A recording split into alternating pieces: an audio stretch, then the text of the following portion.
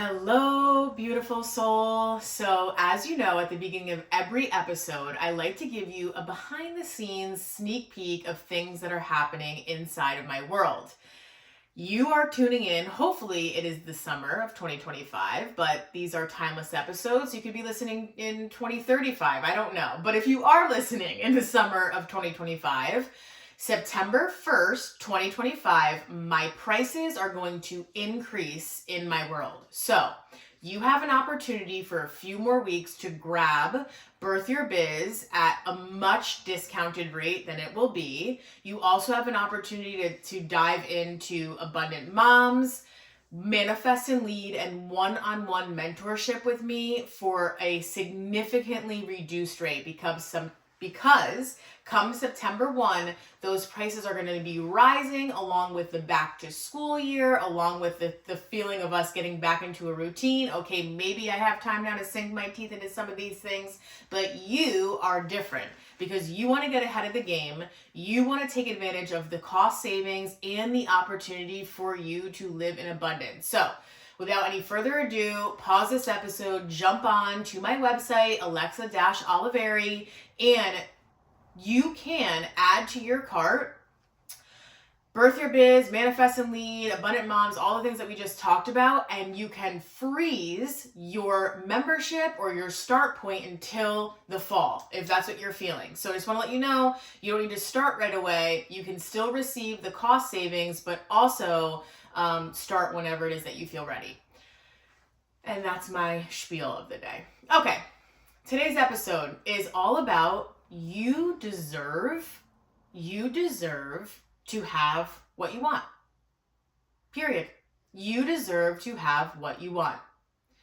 Time and time again, I come across different women who are like, I have this dream, but I don't think that this is meant for me. And I just want to remind you that if you have the dream, it means that it is meant for you. If you have the dream, it means that it is meant for you, because not everybody has the same dream, hardly. Not everybody has the same desire at all. So if you're feeling it, if you're dreaming about it, if you're like, it would be nice if you see that person on your social media feed that sometimes like awakens a bit of jealousy inside of you, it's actually this calling that's what you desire to do as well. So let's open up to that today in this episode and understand that it's not the desire that is impossible. It's the doubt that you have around it that makes that so. It's not the desire that's impossible. It's the doubt that you've created around it that makes that so. So what we're going to do today is take like a tweezer and start kind of pulling back these layers and understand what the root cause of the doubt is.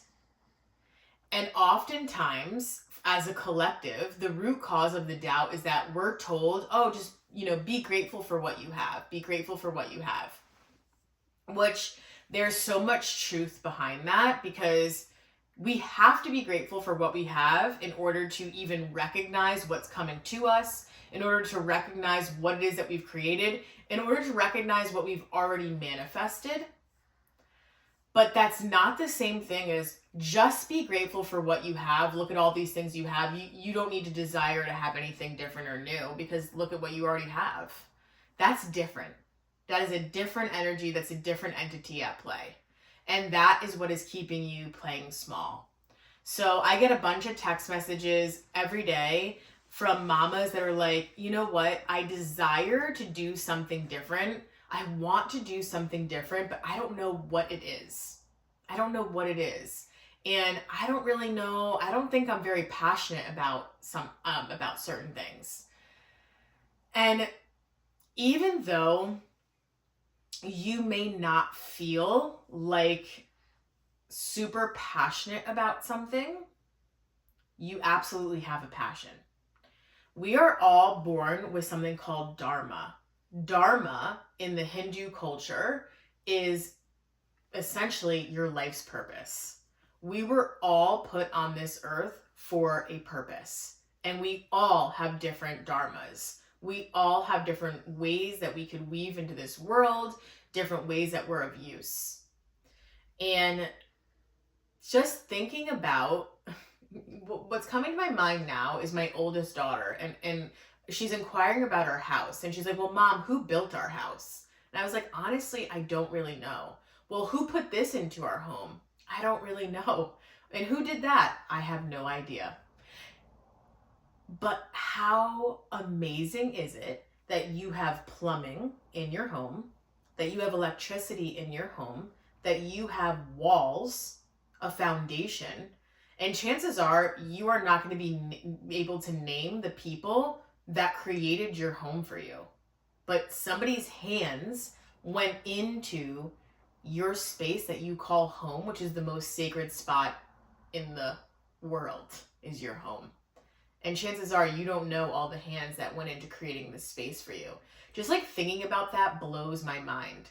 And so this is where we come to extrapolate what Dharma even means, and how there is no job on earth that is more worthy or less worthy than anybody else's.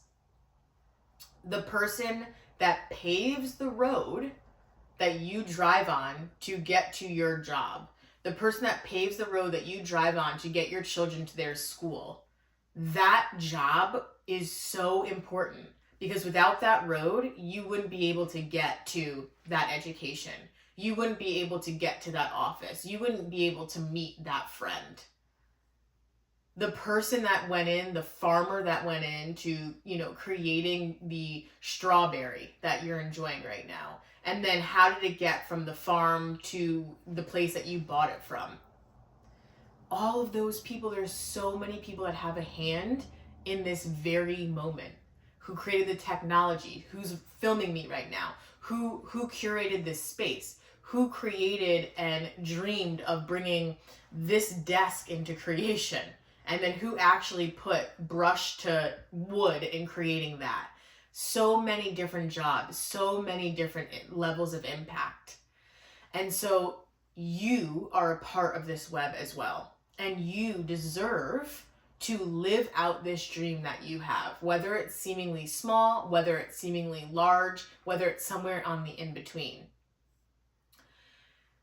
You have a calling that deserves to be seen through. Now, especially in culture for women and as housewives and brides, for years and years and years and years and years, the woman was to put behind their own aspirations and their own dreams in order to serve others. And so even though our society has healed that and is continuously healing that, at some part on an energetic level that affects every woman on the planet, because the women that lived before us had to do that. They had to put on the show and put the apron on and put on the smile and deliver dinner at 6:05 p.m. every single night, 6-course meal, smile, even though, catastrophe could be going on for them. That didn't matter. That emotion was put behind them.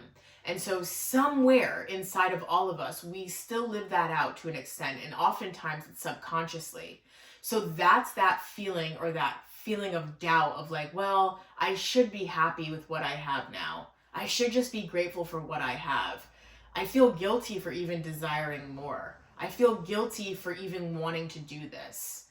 And that guilt that you're feeling is not you. That guilt is a collective feeling of the past that we are actually moving through. So it's okay to recognize that feeling of guilt that comes up and realize that it's because it's passing, because you're growing out of it. Just like the lotus flower, where it's like muddy and murky, and you're thinking, oh God, a flower is never going to be able to emerge from this mud. But then lo and behold, a beautiful flower pops up and blooms out. And it's like, this is the beauty of Mother Nature. This is the beauty of Mother. This is the beauty of the feminine, that you can take this muck and darkness and history and past and, collective dampness and turn it into something beautiful. So it's not about pushing away these feelings or pretending that they're not there. It's about utilizing them to alchemize your next chapter. It's about utilizing them to alchemize your next chapter. Okay? So that is what it is that you're going to tap into today. Is what is that next chapter for you? Maybe you are done birthing your babies and your children are growing and you're noticing that there's a different level or a different perspective needed for your motherhood than once was. And it's actually leaving you space to call in something new. So developing a hobby, expanding that hobby into a career, into a side hustle, whatever it may be. Maybe it's you tapping into feeling comfortable that you have a desire to expand your life in general, that you don't want to live in this cookie cutter experience. And that maybe in your lineage, it's been said, well, like, no, this is what you have, so live with it.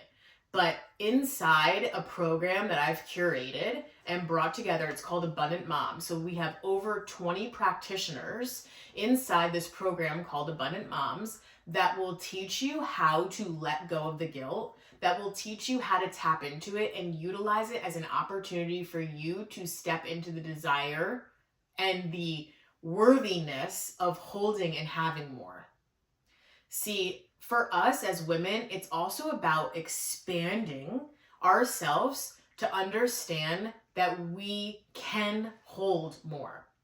Oftentimes we're afraid because we're like, oh my God, how are we going to actually, like my mental bandwidth is already at capacity with everything that I have going on. If I really want to have this thing, that means more work's going to come at me and I can't possibly even deal with that right now. So I'm going to shut that idea down, right? Does that sound like you? Where it's like, I am tapped out right now with all that I have going on, all my responsibilities, all the mental gymnastics that I have to do. Yeah, it would be certainly nice to do this thing, but holy shit, look at all the job responsibilities, the life responsibilities that would come to me from this. So I'm just going to shut that down because I don't have the capacity to hold that.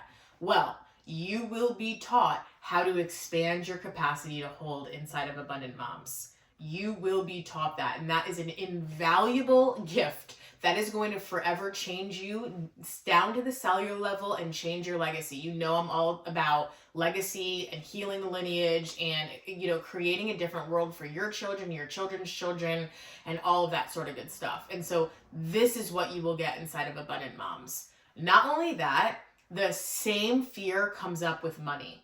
The same fear comes up with money. I get and see clients, friends that text me like, I'm feeling scarcity mindset. I'm feeling unworthy because I've spent this amount of money and I didn't really have it. And what am I going to do? And how am I going to get it back? And I've dug myself into this hole. Or I really want my children to have this education or this tutor or this extracurricular, but it's super expensive. And like, I'm feeling like stretched and I don't know how I'm going to do this. Again, it's all about expanding your capacity to hold. Expanding your capacity to hold. And that is not only going to serve you in, oh, this is what I desire. Okay, look, things are getting bigger, they're expanding, but also with the money. I really would like to have more of it. So now inside of my neural pathways, inside of my body, inside of my cells, I have to learn how to expand what I'm able to hold.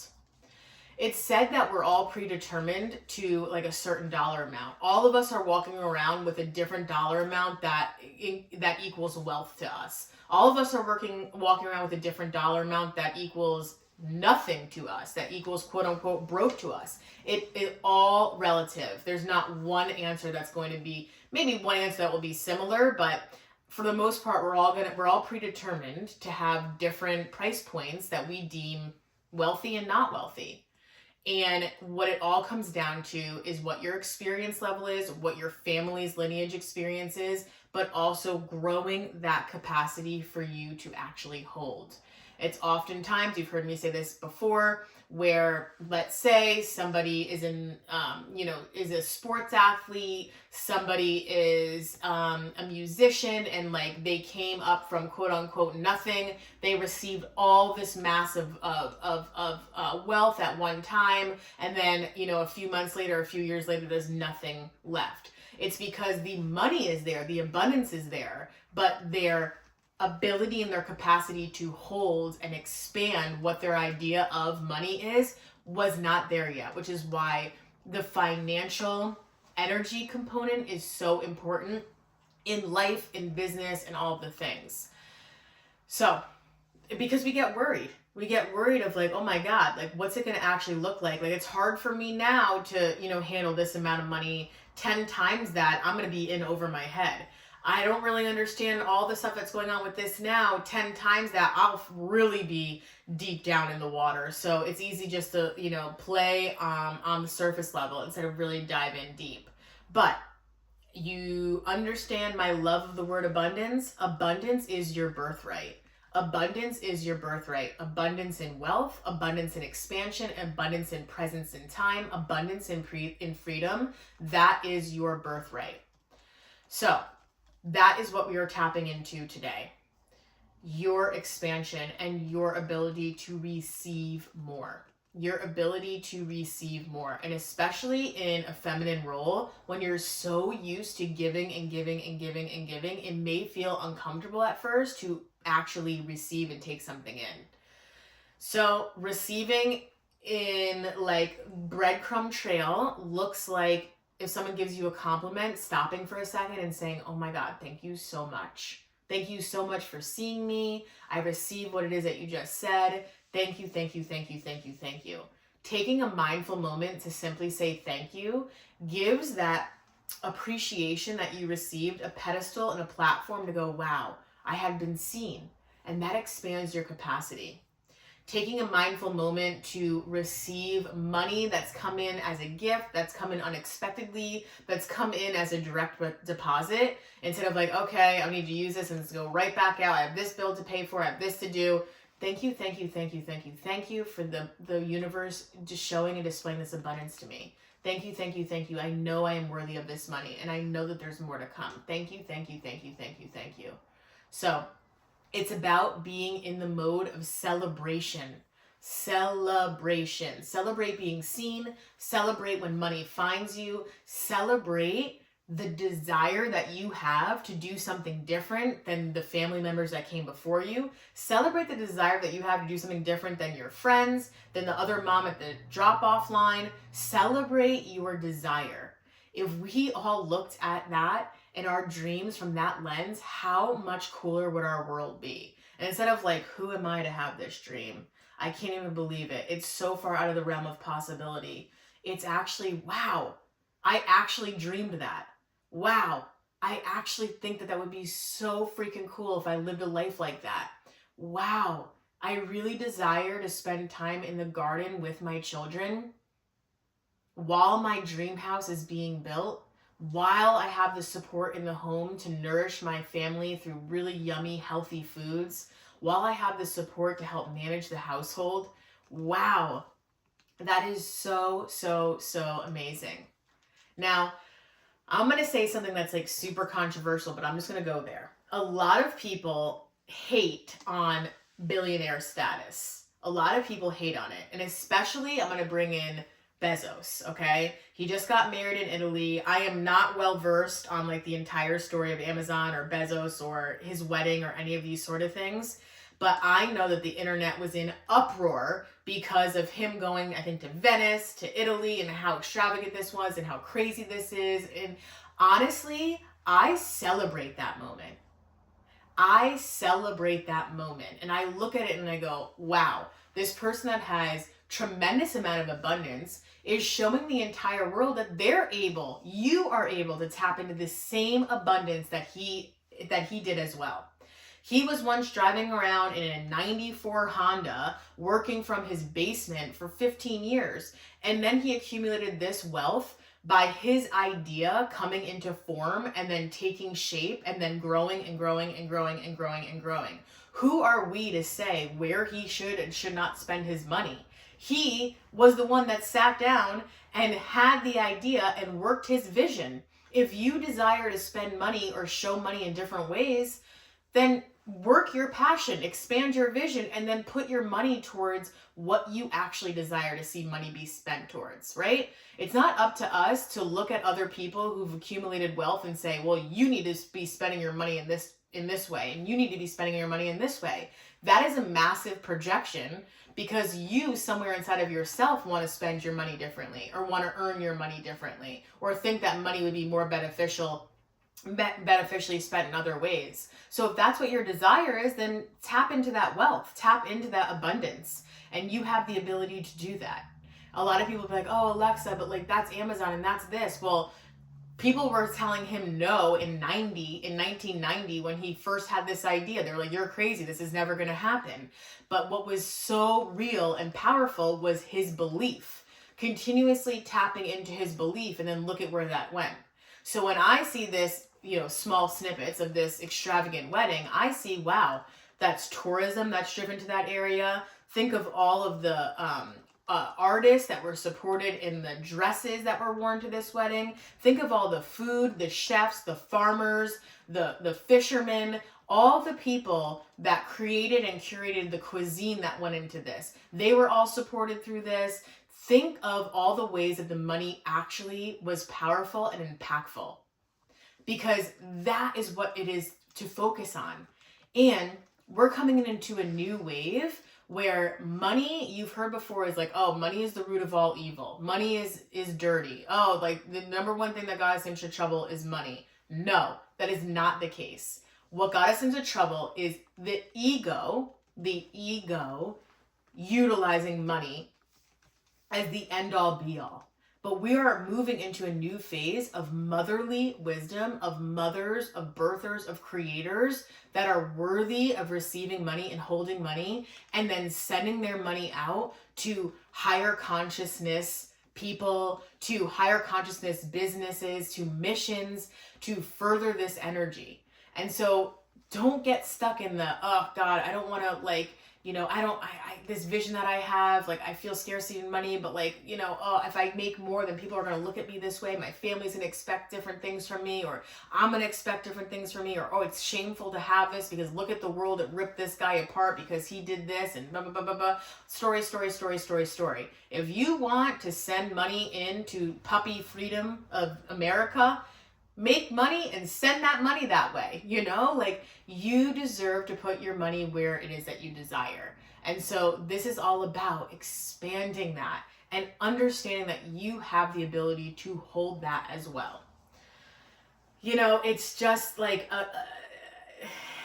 I wouldn't say that I get upset about it when I see like the internet going crazy about certain things like this, but I actually see the opportunity in this. I see the opportunity in shifting the narrative, and I see the opportunity where the collective is so like deep and in depth that it is affecting you and what it is that your dreams are because of fear of being ridiculed, a fear of shame, a fear of showing up, a fear of being disliked, a fear of people having opinions about you or what it is that you're spending your time or how it is that you're spending your money.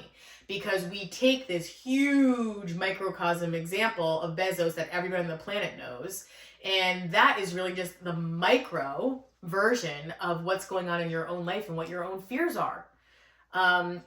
So we're going to shatter that belief system, and we're going to hone in so deeply into the reasons why you deserve to have this life that you wish, the reasons why that you deserve to have time back to yourself, the reasons why you deserve to have this money, the reasons why you deserve to have this freedom, the reasons why this would make better world, reasons why this